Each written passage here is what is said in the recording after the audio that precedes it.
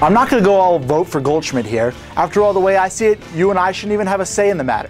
Hi and welcome to another edition of Venom Vision. For ArizonaSports.com, I'm Dave Dolberg. When you look at All-Star games and the other professional sports, the NBA, the NFL, the NHL, it's a fans game. It really is an exhibition.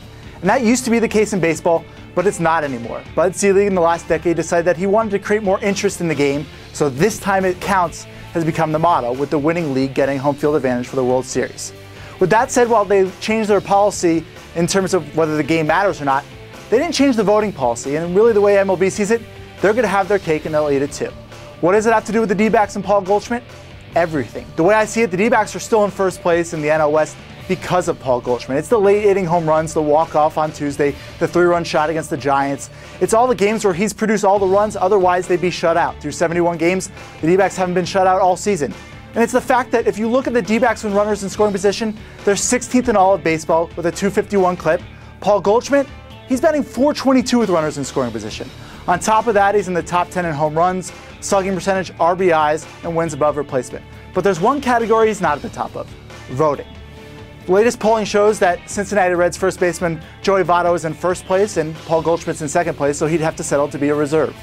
Now look, in the scheme of things, is that a big deal? No, it's not. Joey Votto is having a great season. He's a former MVP, so if he gets 2 or 3 at-bats and Goldschmidt gets 1 or 2, it's not a big deal. But on principle alone, Goldschmidt should start.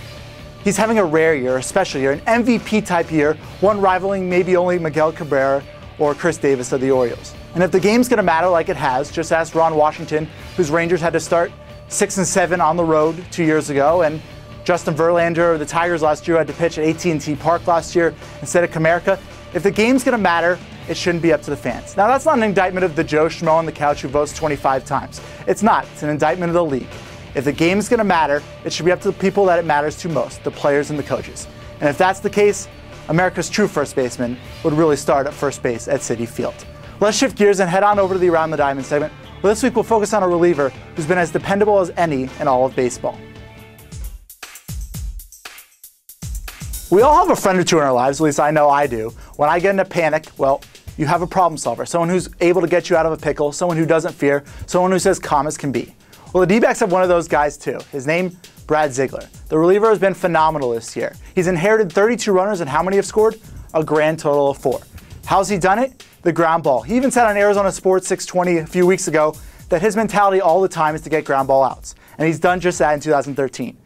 So far this season, he has the highest clip in all of baseball in terms of ground ball percentage, 77%.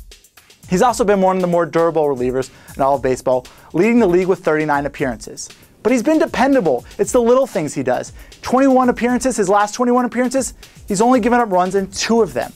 So when you look at the D-backs bullpen right now, and David Hernandez has been shaky, the Heath Bell experience in full effect, and JJ puts on the men, it might be time for Kirk Gibson to look to Ziegler to be the team's closer. I know what you're thinking. That's kind of unorthodox. He doesn't have an overpowering fastball, but he has the stuff to get people out, and he's proven it this year, and he proved it in his rookie year in 2008. He had 11 saves with the Oakland Athletics.